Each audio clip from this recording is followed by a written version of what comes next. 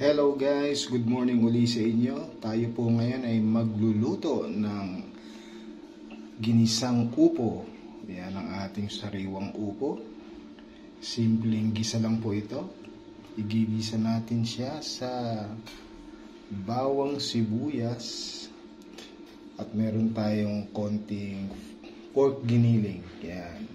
Lean pork. Yan. Lean pork giniling. So yan lang po, no? Simple lang. Gigisa natin siya. So yan guys, niready na natin ang ating kawali. So na natin.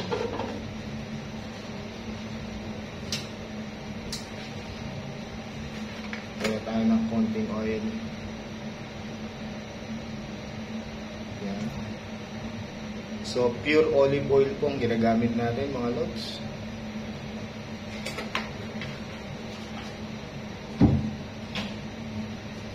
Painitin po muna natin mga lodi ang ating kawali. So yan mga lods, mainit na ang ating kawali, ang ating mantika. Lagay na natin ang ating bawang sibuyas. Sabay na po yan mga lods.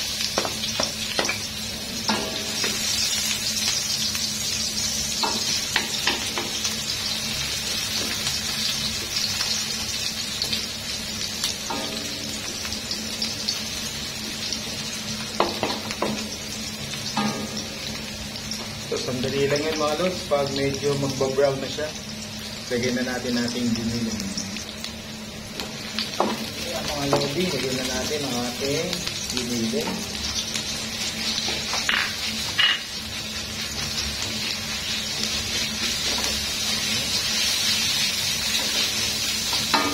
Siyempre, lagyan natin ang patis.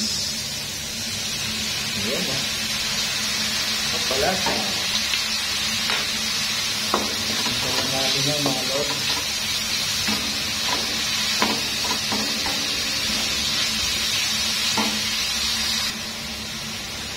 Then mga lods, lagyan natin ng konting pamintang durog. Konti lang. Ayan. Okay. Then takpan muna natin mga lodi. Ayan natin siya, masangkot siya. So yan na mga lods, babango na ang ating sinasangkot siyang giniling. So ngayon magawa tayo, lagyan natin ng konting sabaw. Lagyan natin siya ng, wala akong oyster sauce, lagyan natin siya ng hoisin sauce. Mga lods, hoisin sauce. Yan po, hoisin sauce. Kaunti na lang po ang laman nito, kaya kinanawan ko na lang ng tubig. Yan.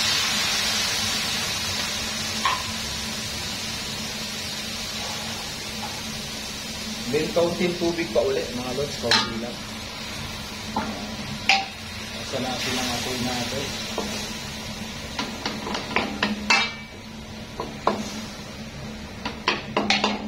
So, pakukuluin ko lang po ng ilang minuto ito. Tapos, saka natin ilalagay ang ating upo. Dahil ang upo po ay madaling maluto para hindi ma-overcook. So, siya muna. Gagawa muna tayo ng konti, para may konting sabaw. Yan. Pakuluan po muna natin ulit mga lodi. So mga idol, after a few minutes, yan. Ilagay na natin ngayon ang ating upo. Ayun.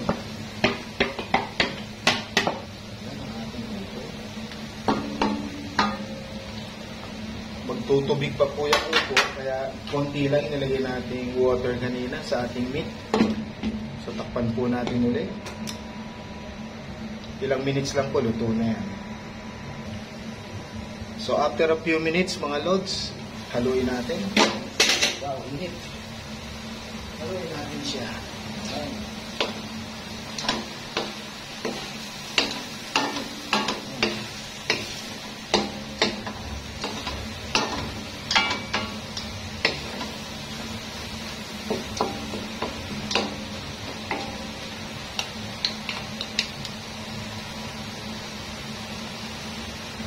Kaya mga lods, luto na yan. So sayang kasi yung init ng kawali. Kaya ibinalik natin, i-off na natin ang ating kalan. Tapos takpan natin ulit para mag-simmer pa siya. Sayang yung init ng kawali.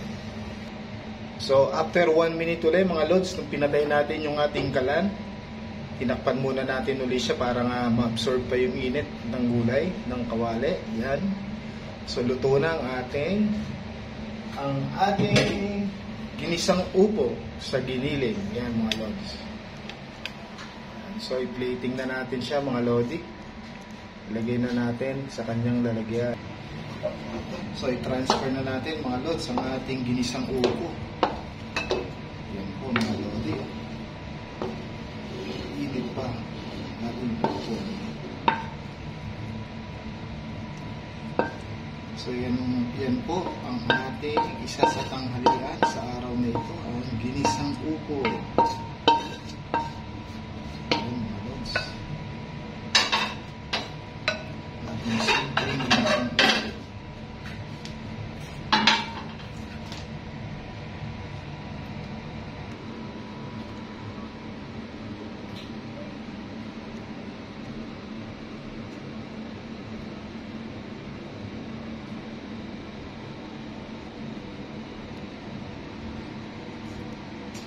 So mga lodi, hanggang dito na lang po at tayo magluluto naman mamaya ng ating ulo ng tanige. Good morning po sa inyong lahat mga idol.